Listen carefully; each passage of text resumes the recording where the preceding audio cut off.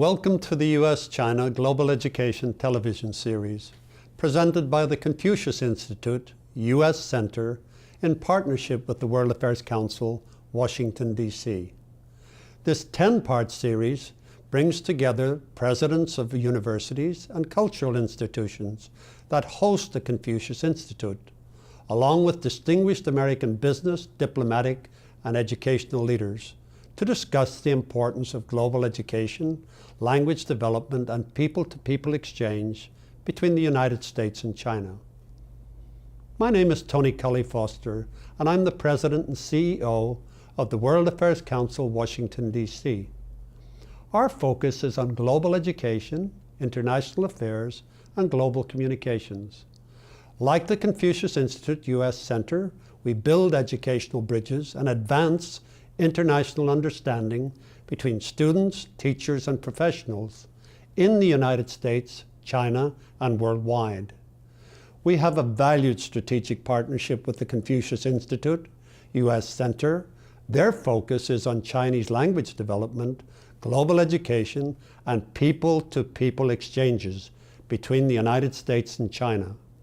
It's my honor today to be here with my friend and colleague, Professor Gao Qing, the Executive Director of the Confucius Institute U.S. Center, who will introduce our program today.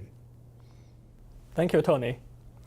Today's interview takes place at George Mason University in Fairfax, Virginia. Since its establishment in 1972, George Mason University has been growing rapidly. With over 34,000 students enrolled, it is now the largest public university in Virginia. The Confucius Institute at George Mason University provides Chinese language instruction, cultural programs, and teachers' professional development throughout metropolitan Washington, D.C. area. Today, at George Mason's television studio, we have two accomplished global leaders joining us. The president of George Mason University, Dr. Ángel Cabrera, and president of Boeing International, Mr. Bertrand-Marc Allen. Dr. Cabrera was born in Madrid and is the first native of Spain to serve as president of an American university. He came to the U.S. as a Fulbright scholar and received his master's and PhD degrees at Georgia Tech. He is recognized internationally as a thinker and a leader in business education. Under his leadership, George Mason University has been developing its academic reputation both nationally and worldwide. Now, let's join Dr. Cabrera, who will begin this important dialogue. Hello. It's my great pleasure to welcome a very special guest to George Mason today, Marc Allen, who is the head of the international business for one of the most iconic American companies, Boeing, now actually a global company, a person with an extraordinary academic career, but also an incredible business trajectory within Boeing, and even before he joined the ranks of Boeing. But very importantly for this interview, a man who has spent significant amount of time in China, who understands China, who has been a leader in business relations between the United States and China. So it's terrific to have you at George Mason, Marc. Thank you so much for making the time to have a conversation with us. Thank you for having me. I'm really glad to be here. So obviously the focus of the Confucius Institute is China, as a country you know well, where you've spent time. It may be hard to recall your very first interactions with the country, but what were your first reactions when you started visiting China? What called your attention? Yeah, in many ways, I am so new to China.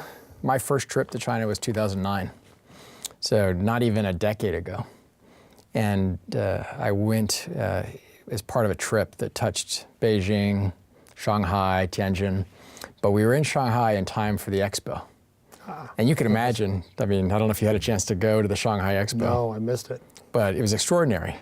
And to see the level of energy that the city pulled together for that moment was really wonderful, because it said China's here. And for those of us that might have missed it in 2008 in the Olympics, here was the underscoring, here was the highlight that made it very real. Yeah.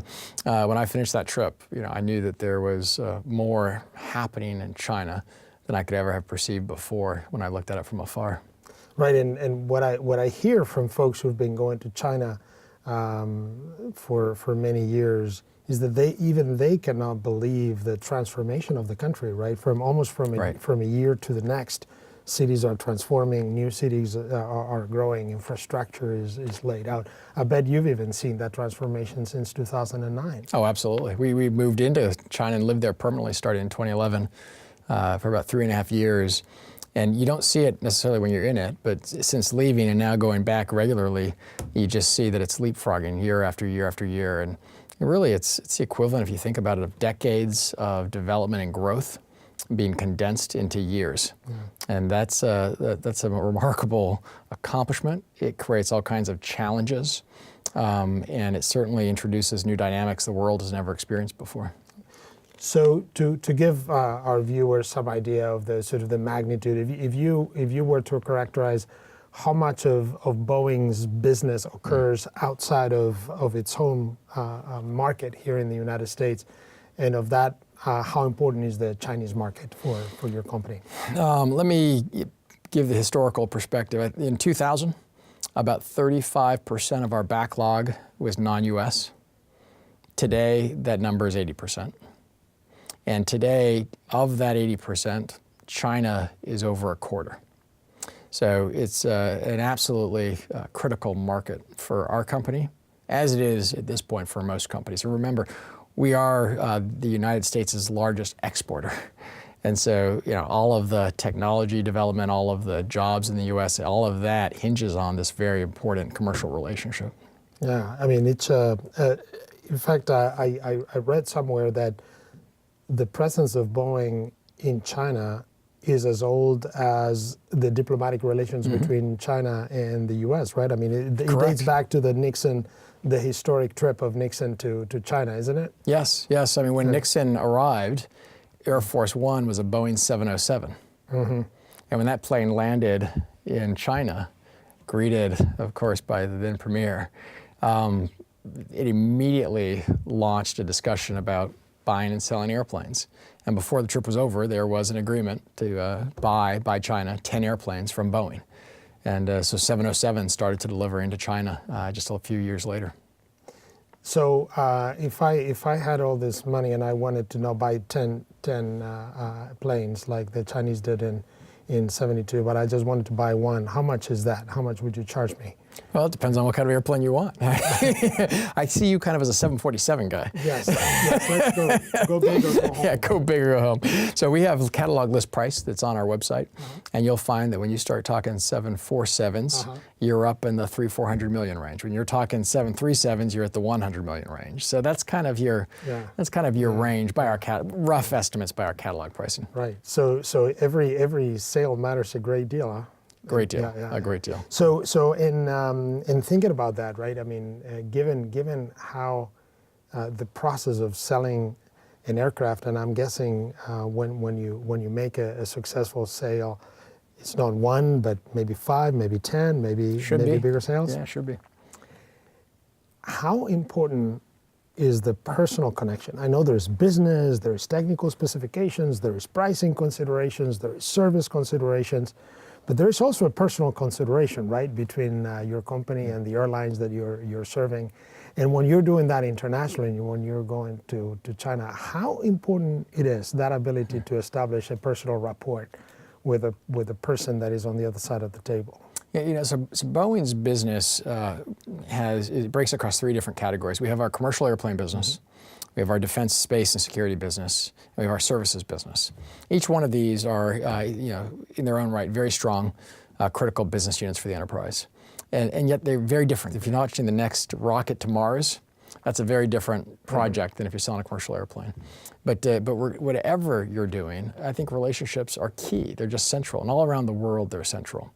And of course, no more so than in environments where you have a great deal of relational-based interaction and engagement between companies and between groups. And Asia certainly is characterized broadly, China all the more so. So I think by the time you start talking about what we do in China, it is critical that our commercial airplane sales team, that our in-country operation and the team on the ground, all are part of the fabric of the place, all have relationships that are deep, that are lasting, that are substantive, because once you understand the customer, you can try to solve the customer's problems. Right. That's what good businesses do, and that's what we have to do too. We have to solve customers' problems with our products or services, and you have to know them, you have to understand them intimately to be able to do that. So how do you develop that team? So you're in charge of the China business, which you were, and as you described, is a market of tremendous importance for the company. And you probably have a combination of local talent in China that helps you do certain things. You have people from the U.S. that help you do other things. But how do you build that bridge between two different languages, two different cultures? Do you find people that somehow can speak English and Chinese, who can somehow navigate both cultures? How do you handle that? Well, I get no credit, first of all. I mean, it's just such a big team effort. The reality is that across Boeing, we have 145,000 employees, and we have millions of people once you start to look at our supply chain and our stakeholders and partners and friends. So it's such a big effort that it really is about a team that's putting together answers to each one of these challenges.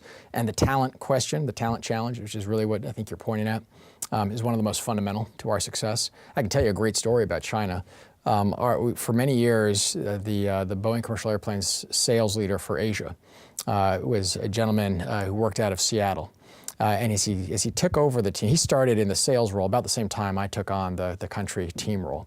We started having a conversation about, well, how do you localize the talent? Because most of our sales team at that point lived in Seattle and was flying back and forth. And he really took it to heart as a need to change, which frankly was new, because across other parts of the company, we had not done much localization in our selling. And he has managed over the last 5-6 years to really completely build up a totally localized sales team. And that has been, as you'd expect, just hiring great talent from wherever you can find it in industry. So we've hired some people out of the government, some people out of airlines, some people out of service companies. Some people have been long-time Boeing employees, but they had their own Chinese ethnic and family background. And you just, every single player matters, and you just look one by one to find that best talent. And the localization does make a big difference. So let me maybe take this question a little bit more personal. I know how hard it is to build those cultural bridges. In my own case, I was born in Spain. I came to the U.S. as a student, and somehow I had to develop those skills almost through sort of a sink or swim. Now, in your own background, I mean, you grew up in the U.S., right? You grew up in California, went to school in the East Coast. You practiced law in the U.S. By the way, clerking for a Supreme Court justice. Congratulations! What an incredible career.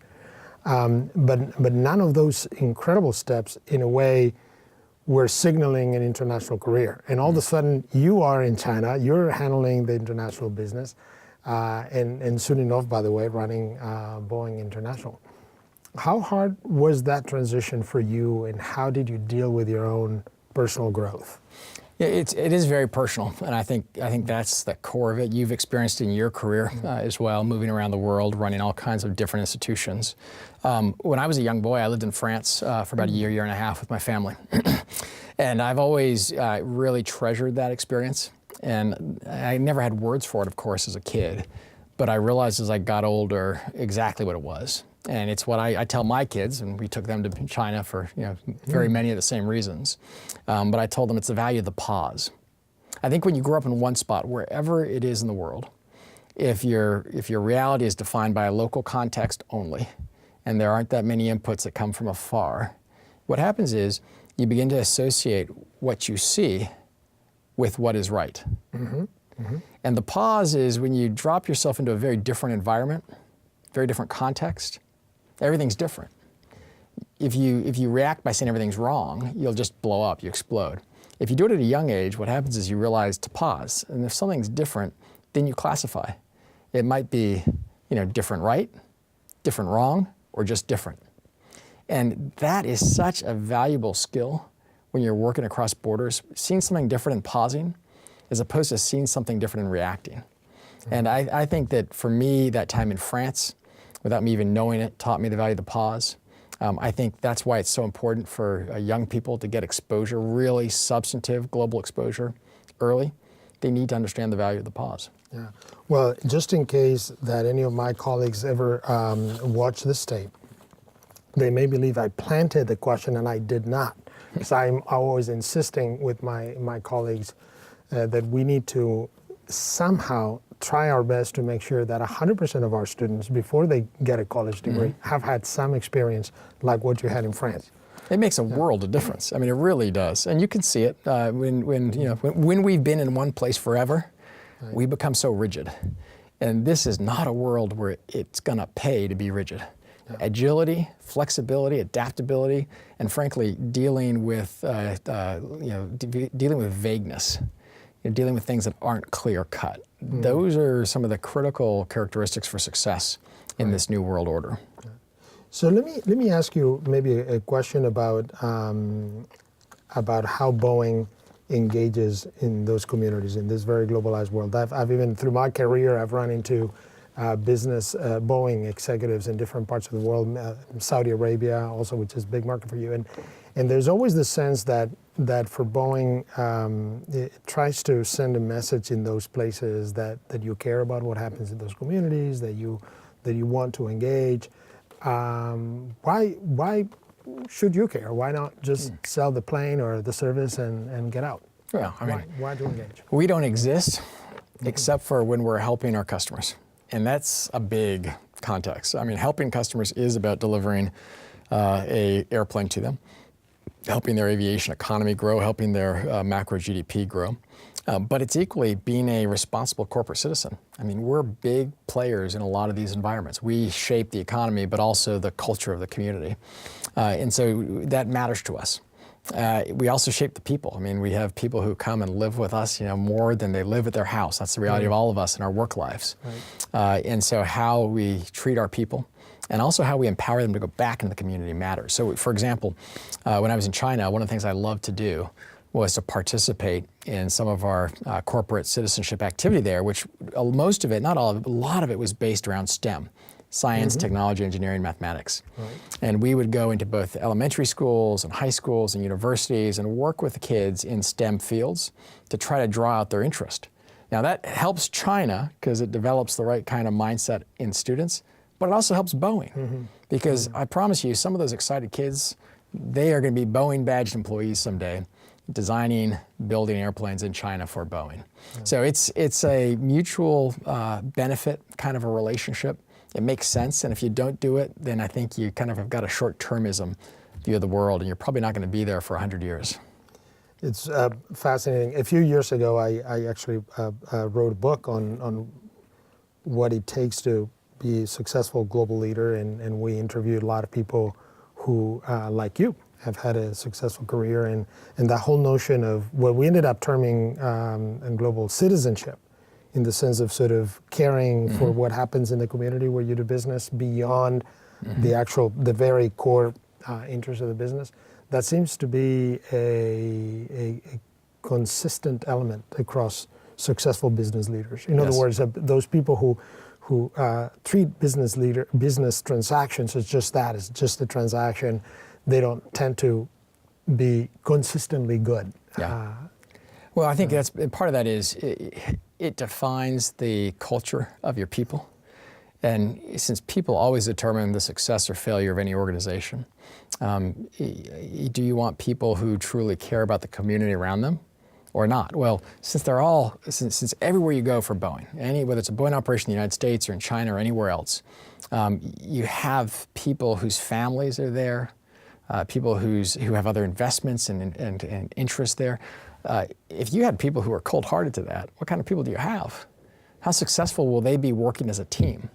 And in large-scale integration that we do, designing and manufacturing a commercial airplane is the biggest, hardest large-scale integration you can imagine.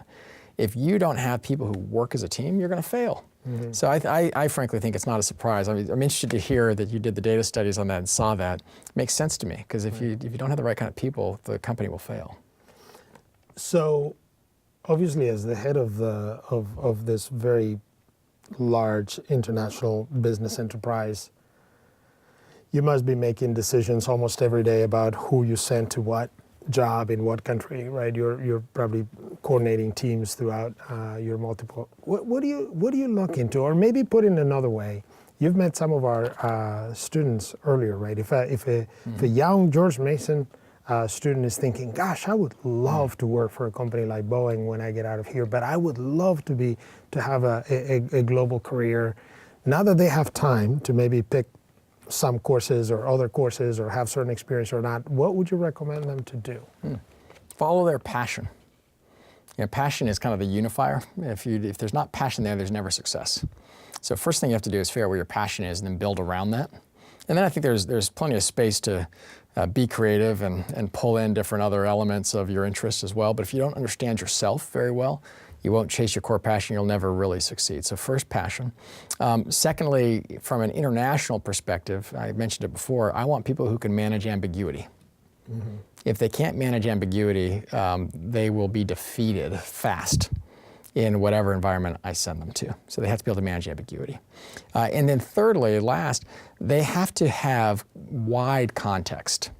They have to be able to see exactly where they are and immediately measure it in reference to everything else.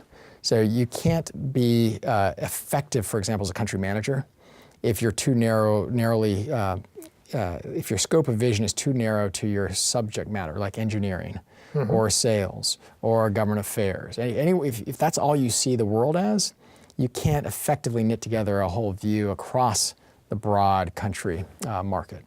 And likewise, if all you see is your country market and you don't see how it fits into Boeing's global interest, you also can't be effective. So having that broad context is also critical. So I guess the student we met earlier who's majoring in mm-hmm. data analytics and Chinese, that's not a bad place to start. I tell you what, I haven't met anybody with this good intersection of subjects yet. That's fantastic. Well, and that brings me to the Confucius Institute that is sponsoring this program. And as you know, the Confucius Institute has done a great job of really bringing not just Chinese language, but very importantly culture to many students in the U.S. In our case, our partnership is with the Beijing Language and Culture University. We're really pleased to be part of this broad network of Confucius Institutes, and I wonder if you have any thought as we deepen our relationships in China. I think that it's critical that the people-to-people exchanges between the countries go deeper. And there's been a lot of investment on it. The universities have invested, the governments have invested, a number of nonprofit organizations have invested. So there's a lot that's underway. But I don't know, you tell me, doesn't it feel woefully inadequate somehow still? I mean, when you travel across either the United States or China, you very quickly see how little we understand of each other. Mm-hmm. And that's not good, because these two countries together are going to define how the world structures itself, thinks about itself, cooperates together, competes together. And it's really important that we understand each other. I can't succeed in a business deal if I don't have total clarity about what your interests are mm-hmm. and my interests. Once I see both, I can design around both and find that intersection where it's a sweet spot. But if I don't know your interests well enough, I can't do that. So as people, if our countries don't understand each other well enough and deep enough, we won't be able to define where the sweet spot is for that intersection of interest, and we need to find that. Which brings me to maybe a question. I don't want to necessarily get into politics, but this may have some political realities nowadays, because our university, and not just ours, but most public universities have really worked hard to attract students from around the world. By the way, that's how I ended up in this country, just coming to study. Even some studies, even in the Silicon Valley, show that about half of the startups in the Silicon Valley have at least one founder that came from outside of the United States. When you ask them what brought you to the United States, most of them say, I came to the U.S. to study. They didn't say I came here because I wanted to set up Google or whatever. Once they're here, they're part of the innovation fabric. But our universities continue to be probably the strongest tool that we have as a country to attract talent from around the world. And I wonder what your experience has been in terms of also finding talent that maybe has been hired by Boeing in the U.S., but people who came in Sure. through the thousands. Thousands. Yeah, I mean, our biggest problem is we don't have enough. Just the translation from a university study program into industry in the United States is not an easy one, as you know. Right. And there are all kinds of debates over H-1B visas and this and that, and we are by no means a leader in that. I think that the Silicon Valley community you identified tends to be pretty proactive in thinking about how to incorporate that kind of talent. We've got to get a lot better at that ourselves. But what we have is we have the generations on. We have a lot of people who came to the U.S. for an education, then found a way to stay in the U.S., ultimately became a U.S. person, whether with a green card or citizenship, and then joined Boeing later. We have a tremendous number of employees who fit that category. And it is, in my mind, kind of the old way.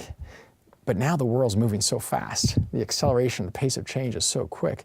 We have to do a much better job of integrating the students that come here into the productivity of this nation as a whole, because that's what grows economic pie for the United States. And that's, as you said, think about the value from all of these startups. These startups are absolutely populated with both Americans and non-Americans side by side, taking great ideas, talent, and turning it into global leadership in all of these new industries. So I think it's vital. I very much appreciate the work that Boeing has done. You mentioned in China, but I know also in the United States, to get more students interested in science and technology and math. Obviously, there is a self-interest, but it's an enlightened self-interest. This is not only good for Boeing; it's good for overall American industry if we have more young people who choose science and technology. But in a way, going back to a comment you made earlier, perhaps because we're a big country, and if you're in a small country, very quickly you realize that you have to engage with people from other parts of the world. But because the U.S. is such a large country, it is not obvious to many young people that they also have to study, that they have to grow their global mindset, that they need to start thinking about the world in its full complexity. It's not an obvious need. Now, when you grow up and you join Boeing or other companies, you realize, oh gosh, that it's an essential part of my future career, but it's not obvious. How would you convince a young person? It's just, you have to pay attention to the global side of your thinking and your education. This is not just about what subject matter you study, not just what major, but how can you put it in a broader global context? How would you persuade, I don't know how old your children are, they didn't ask you, but how would you convince them that maybe spending some time abroad is a good thing? Or Well, I brought them with me to China, and that did it. That did it. You're exactly right. Yeah. So our kids are 14, 12, 10, and 9. Right. So we got 4 kids, and they're right in that sweet spot of late elementary, early high school, great ages. If they didn't understand, I was trying to have that conversation with them. I truly don't think there's any way to do it other than drawing a picture for them, whether in words or through travel, but drawing a picture for them of how critical their future from both an economic and a political perspective is going to be on the globe. I mean, it's the geopolitical relationships that create order in the world that allow economies to grow. And if economies don't grow, we suffer as communities. And it's hard for a teenager to hear that and get it, but man, it's so fundamental. It's jobs, it's work, and it's prosperity. And there's no space for us to live inside a contained set of borders without necessarily decreasing our efficiency, lowering our economy, lowering our standard of living. And so it's that choice. It's kind of like, hey, do you like your standard of living? Mm-hmm. If you like your standard of living, let's talk about how to continue it. If you'd rather take your standard of living down and just live at home, then let's talk about that trade-off. But it's a very real trade-off. Yeah. I read somewhere in preparing for this conversation that the founder of your company, Mr. Boeing, mm-hmm. who I guess was born in the late 19th century. Yes. And he was born to German and Austrian immigrants. Correct, yeah. And he spoke German. Mm-hmm. And as a matter of fact, his parents shipped him to Europe for some of his education. They wanted to globalize him. Right. Yeah, it's very intentional. So I guess the employee number one of Boeing had a second language and had that kind of vision. Tell me about your thoughts about studying a foreign language. Is it important? Is it not important? We always talk about employee number one at Boeing differently. Uh-huh. Because employee number one at Boeing was actually a Chinese man named Wang Tzu. Oh, you're kidding me. Yep, he's because I guess Boeing himself was the founder. Because he was the founder. He was not the employee. Yeah, he didn't hire himself. He was working for capital. But tell me about employee number one. Why was he a Chinese? What? So he was a Chinese-born engineer. He studied and did a degree. He did his initial degrees in China, I believe, and then did a further degree at MIT. And he came from MIT out, was hired as a very young man by Bill Boeing. And so he was the first engineer. And together they designed our initial airplane.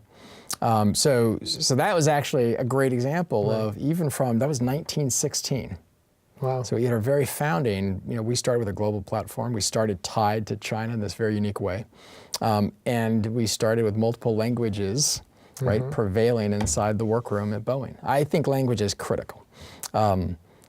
I tell my colleagues who have less international experience that one way they can measure, which is very pragmatic, but it's effective, is just to sort of close their eyes and think about non-U.S. persons with whom they get along well. And they kind of do that for a second. I go, now think about some with whom you don't get along well. And I say, okay, now open your eyes. So now I'm going to make a prediction. I bet the people you get along well with speak English very well. And those with whom you think you don't get along very well with don't speak English very well. And I'm always right. That's absolutely, yeah. Our biases are such that if we hear our mother tongue as the opener for engagement, we're receptive, we're more open. So language is this door opener that lets you engage people. So if that's how we as Americans react, I can promise you it's the exact same in every other country around the earth. So if you're in China and you're Chinese, and an American can actually engage with you in Chinese, you're just going to be more open to them. Right. Or if you're a Frenchman, you're going to be more open to the Saudi Arabian who can speak French and vice versa, who can speak Arab. So language is critical to trust. Trust is critical to relationships, personal and professional and industrial and global between countries. And trust brings us right back to your question about, it doesn't matter if you're selling airplanes, making world peace, or just starting a family, trust is the critical ingredient. Yeah. No, that is fascinating. In fact, we sometimes joke that the problem with picking one specific language, right, is sometimes I jokingly say, although it tends to happen, that if you major in Chinese, you're going to end up, your first job is going to be in Germany or in Argentina or something. And so some students say, well, but how do I know where life is going to take me? And this is a pretty big investment. Sometimes what I would argue is that obviously if you get it right, you get the full value that you just described. You hit the mother lode. Exactly. But even if you don't, my hypothesis is that if you've gone through the process of trying to communicate in a language that is not your mother tongue, just that whole process of building that bridge, in a way prepares you to develop trust, even with folks in a different language context. I mean, if you've never struggled to communicate in another language, you don't know how hard that is. It's harder to develop even empathy with someone that... Right. I mean, I'm going to add another one to your list, because to take it a step further. You asked me earlier, what can we do to develop our children to think globally? Well, the first thing we can do is expose them to languages early. And it's not just that they'll develop empathy, and I totally agree with that, but it's also just the hard wiring. A child who studies language early will be able to more easily learn another language later.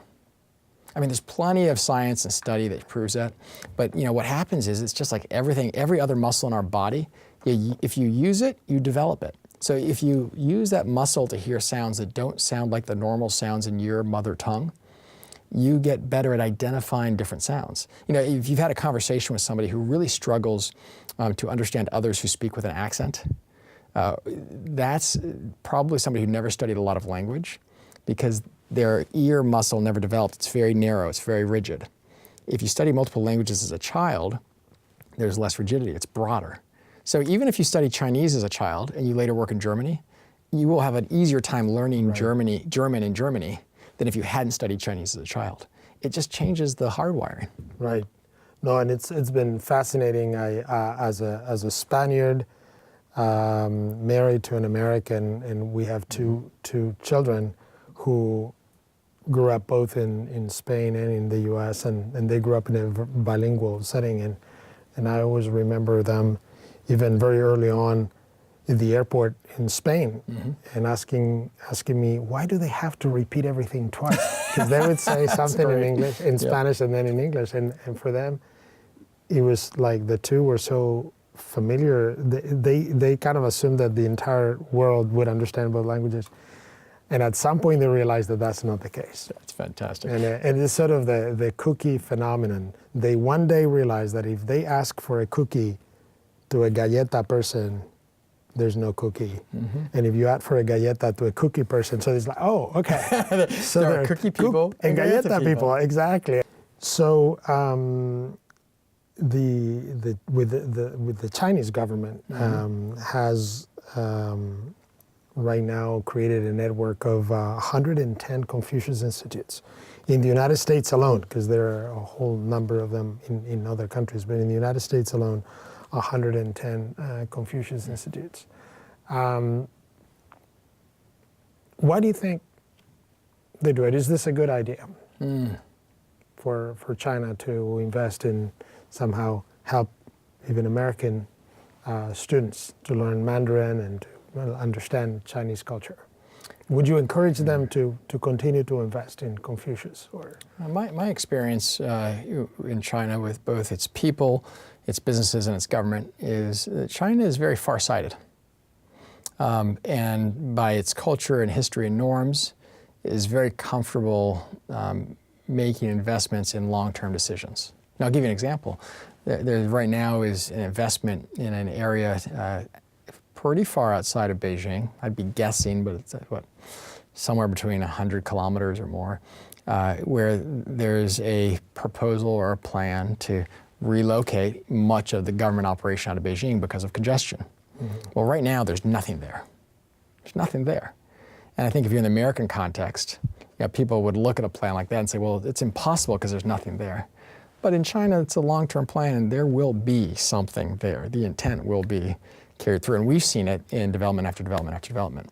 And this is no different. This is just a human resource development.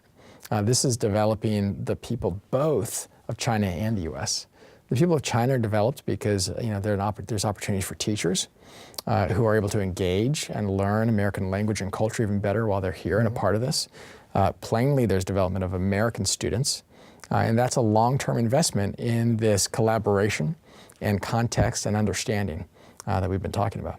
Yeah. And I think I've read recently some statistics that there may be more people in China learning English than there are English speakers even in the U.S. I believe it. Because of how important learning English is for the, and I've always sort of had this, when I have this conversation with our students, it's like, hey, suppose you join an American company and you land in Shanghai, like you did, or you're trying to find a supplier, and you finally find a group and you sit across the table and you're trying to set up a deal. I'm like, I bet the people on the other side of the table are more likely to know your language, right? To know a little bit about your culture, about what's going on in the United States. They may have watched many of your movies, read your literature, maybe even be more aware of what's going on in American politics and just current events. And when you think about you landing there, is what do you know, right, about the language and their culture and their literature and their movies?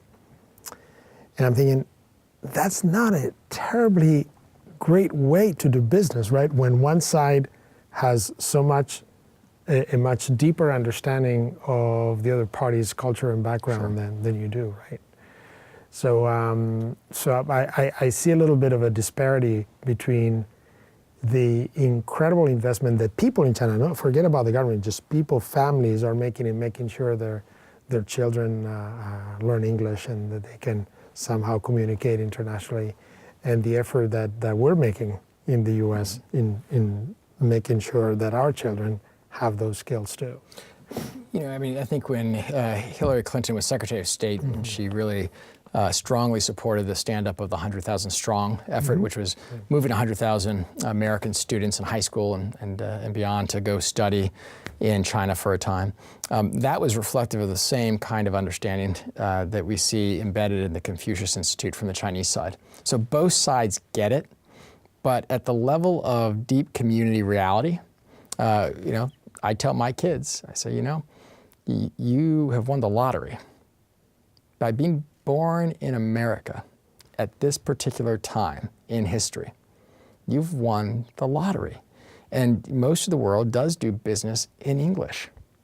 But, you know, winning the lottery has, or call it an inheritance. You've received a glorious inheritance. Right. There's a responsibility that comes with that. Most family businesses in the U.S., at least, don't last past the third generation.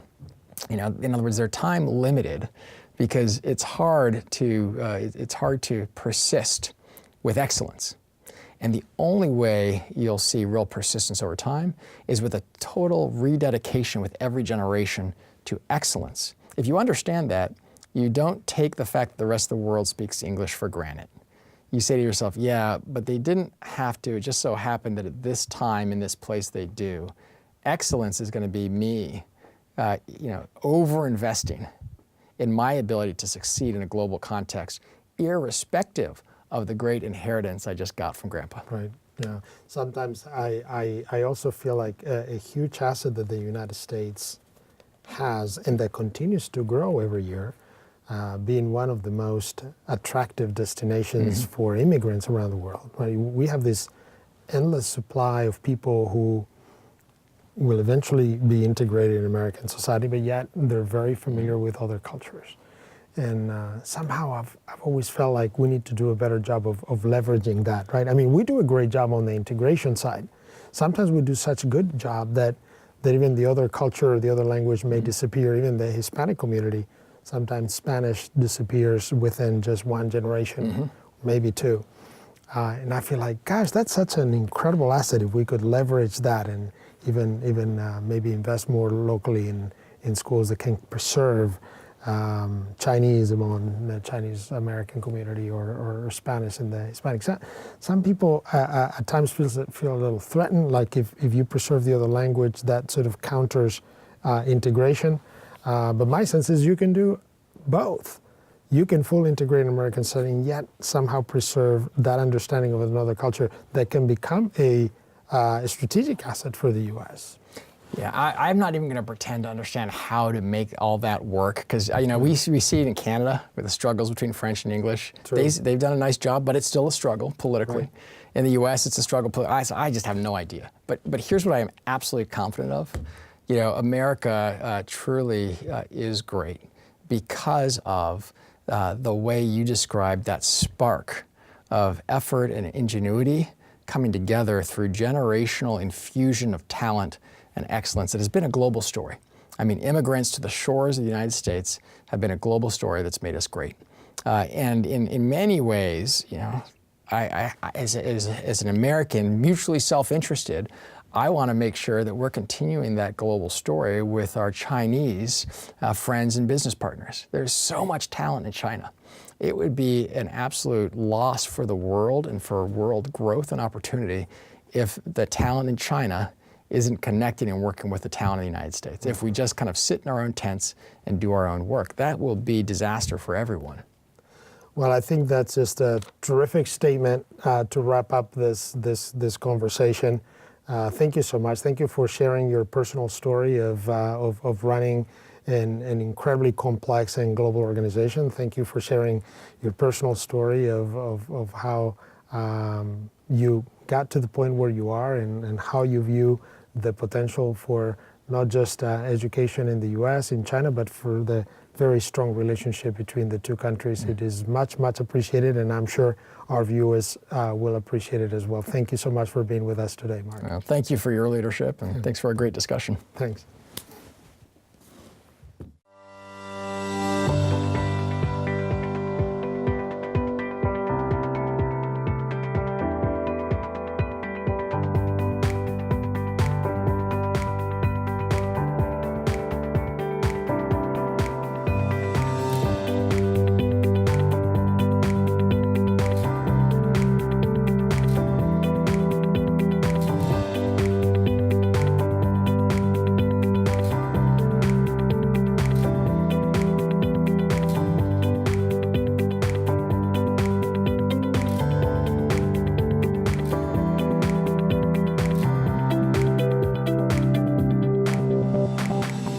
The real focus of this program is to recognize outstanding young people and some not so young people, 10 individuals who exemplify the mission of the Confucius Institute. And that mission is dedicated to the teaching of Mandarin, the development of additional cultural awareness about China.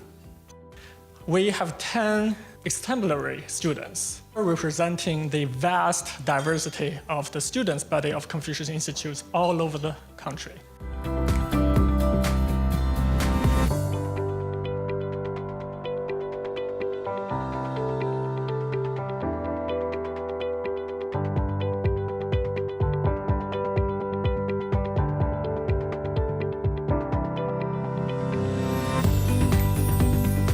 All of the honorees tonight, congratulations. You really, really, really deserve it. But it's not just your knowledge of the language and the culture, it's actually the special spirit that inspires you to do this. And that is really through difficult times. Things are not always easy, I know, even at your young age. And these difficult challenges that you've overcome in order to keep this going really require a certain quality of person to do this. If we in America are going to compete on the global platform, we need everybody in this room, and we need more than everybody in this room, to be able to feel comfortable in a different culture, in a different context. And many of us here have the fortune to grow up. We grow up with Spanish-speaking people around us. We grow up with all different kinds of people. But there are not that many people who really feel comfortable in a Chinese context and a Chinese environment. And I hope that each one of you in this room knows how lucky you are to have a Confucius Institute as a bridge to help you to feel that comfort and know that, like we heard some of the students saying, it's people. And people need to relate on a human basis. And when you feel comfortable human to human, people to people, you're going to be a huge success. My mantra, my number one belief is that there is nothing better than engagement. That's the way I live. If you are engaged in a common mission with the people with whom you work throughout the world, no one can stop you. We need everybody in this room. We need all of you to take your language and your cultural aptitude and your interest and to combine it with whatever other skill that you're doing. I don't care if it's accounting, I don't care if it's PR, I don't care if it's medicine. Put the two together and help the world connect. There are incredible opportunities for us to cooperate and collaborate today with China. I believe that our future is working together in space. My first trip to China was in 2004, and that's when I became familiar with or learned about the Confucius Institute. It was also when on that trip that I met Yang Li Wei. And Yang Li Wei, for those of you who may not know, may not follow the space program, was China's first astronaut. He had flown the year before when China became only the third nation in the world with the capability of sending humans to space. I started my career thinking, actually I was always interested in Chinese language. Studied it in the University of Pennsylvania before it was widely available in the 1970s. And I wondered really long and hard, what good is Chinese going to be for me in my career? How am I going to make a living? What's it going to mean for me? What's the value of being a bicultural, bilingual person? And I want to step back and say the value is tremendous. My own career and the successes that I believe I've had are in place only because I'm bicultural and I'm bilingual. They are extraordinary young people, and they all have a common thread. Through learning this new language, a whole new world has opened up to them. They see our world in a different way. And not just China. I'm talking about the global community. They're remarkable people, young and old, and I'm very proud to introduce them to you tonight. Americans should learn Chinese because America and China are so connected in economy and trade, and in our daily lives, China affects a lot of what we do. Having a strong relationship between these two countries is critical, and to do so, we have to be able to have these exchanges, and not just amongst the major leaders. It doesn't just need to be the presidents of both nations meeting. It needs to be the everyday citizens learning more about each other. The East and the West both have different values, and both of them can combine to create something even more powerful. Both countries can benefit from each other, and China plays a large role in America's economy and culture. So it would help them fully, if they learn the language, it would help them with communicating further. We could solve issues a lot better together by working together and learning how to communicate together as opposed to individually. So I think the sum of us together is way better than us individually.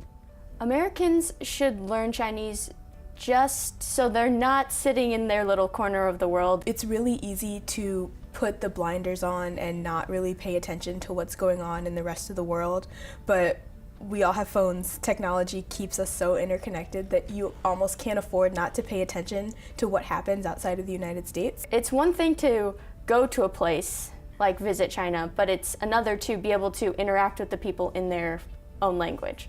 Being involved in a Confucius classroom has really given me more of an understanding of not only a language, but a culture.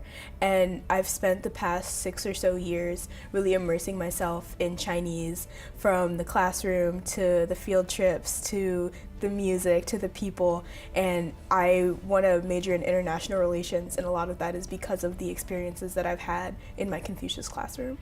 Being a part of the Confucius Institute or classroom has impacted what I'm interested in, because I've just seen a whole new world open up in front of me as I've learned a new language and a new culture. One of my most memorable experiences was a year ago attending a concert sponsored by the Confucius Institute at Portland State University. It was a performance of Gucheng and Pipa, and it was one of the most beautiful things I've seen and heard, and that's just so memorable to me. Every single day that I walk into the Confucius classroom, and it can be the little things like writing little brief skits just to practice our Chinese language, or singing the cheesy songs that my teacher pulls up. I think that just that everyday of experience of being able to sort of be immersed in an entirely new culture for 90 minutes every class period is just great, because it's not something that I have the opportunity to do outside of my classroom. My family doesn't speak Chinese. I only have like 1 or 2 friends that also speak and study the language. So I think just being able to be immersed in that culture and know that I am learning about something that is entirely different to my own experiences. I'm really expanding my viewpoint in every single sense. I would just say, just jump right in and start learning. And you can do it, especially when you have things like the Confucius Institute behind you. My favorite aspect of my Confucius classroom is my teacher, Li Lao Shi, and I've had her for all 4 years, and she's become like a parent to us, and I really appreciate her as a person because she takes our language learning and she gives it so much more life. We learn about her life in China before she came here, we learn about her children, we learn about her life, and she's really become part of our Confucius family. Before I was in the Confucius Institute, I was just taking Mandarin lessons from a private teacher. So once I joined, I noticed a variety of classes ranging from Tai Chi to cooking, and it was really helpful because you can't learn a language in a vacuum. You need a community that understands how to speak the language to help you, and it's really important that it exists. It's such a big world and such a diverse world, and there's so much that, at least for me, I don't even know what I don't know. And so by having educational cross-cultural experiences, I think it helps us broaden our horizons, it helps us deepen our understandings, and it helps us build connections with people. This fall, my family and I were fortunate to be able to spend almost a month in China. Being able to visit China and speak to other middle schoolers entirely in Mandarin is something I never could have imagined a few years ago. It all happened because of my friends at the Confucius Institute at William and Mary College. I shared my experiences growing up in the U.S., and the Chinese students shared their experiences growing up in China. I asked them what they would like people in America to know about middle schoolers in China. Can you guess what all of the kids wanted us to know? Like kids everywhere, they all shouted out homework. They said that they have way too much homework and not enough time for social and fun activities. They seem to think that American kids just have fun all the time. This is not true, by the way. And I want to give a personal, warm and sincere thank you to all the supporters of this regional center and the Confucius Institutes and all what you have put into this. You don't get thanked enough. You never can be thanked enough for what you're doing, because your support is actually what helps this go in various ways. And I really want to thank you. I have a complete understanding of how important that is. And you never get thanked enough. In fact, you cannot be thanked enough, as a matter of fact. So what I really want to do is raise my hand and raise a toast to everybody here and to say thank you so much for getting it. Thank you so much for being part of this and understanding it, and to help us achieve what's going to be so important for the people that follow us.